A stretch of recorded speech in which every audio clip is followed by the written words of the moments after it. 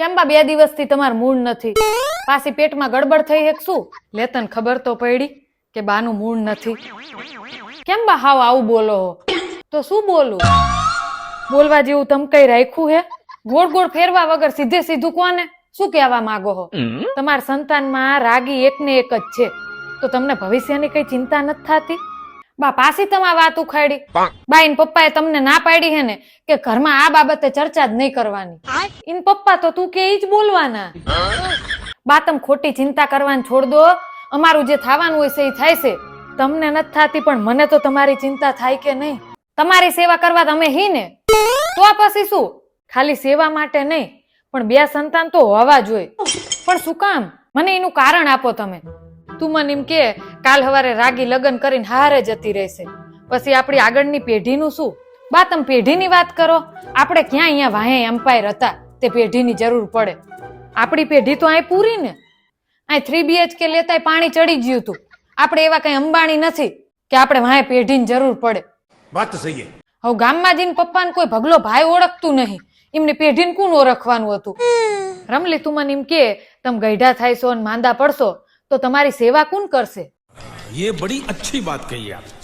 તો એનો મતલબ એવો થયો ને કે આપણા સ્વાર્થ માટે જ સંતાન તો લાવવાના ને. હું તને એમ નથી કહેતી કે દીકરો હોવો જોઈએ, પણ 2 સંતાન હોય ને તો સારું. અચ્છા. કાલ હવાર કઈ આ ના થયું તો? આપણા મિત્તલબેન ને એક ભાણો હે અને પીના ભાભી ને એક છોકરો છે. એમને તમે કોઈ દી ના કીધું કે 2 સંતાન તો જોઈ?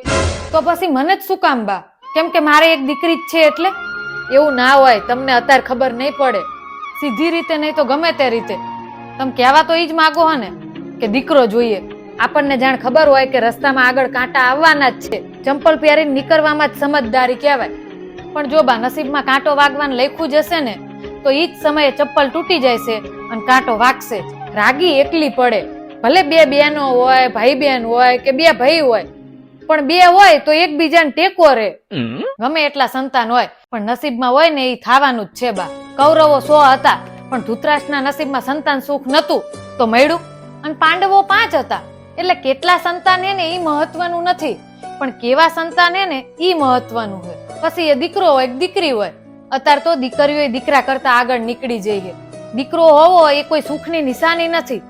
દીકરો એ સુખની નિશાની હોત ને તો કોઈ ઘર દુખી જ ના હોત. અને બા હવે સમય બદલાઈ ગયો છે. એક છોકરો કેનેડા હોય તો બીજો ઓસ્ટ્રેલિયા હોય અને મા બાપ ક્યાંય ગોથા ખાતા હોય અને ઘણી જગ્યાએ પ્રોપર્ટી માટે ભાઈ બહેન ને 2 ભાઈઓ બધા બાંધતા હોય.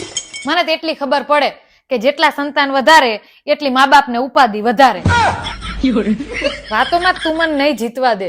વહુ કોની? બરોબર છે.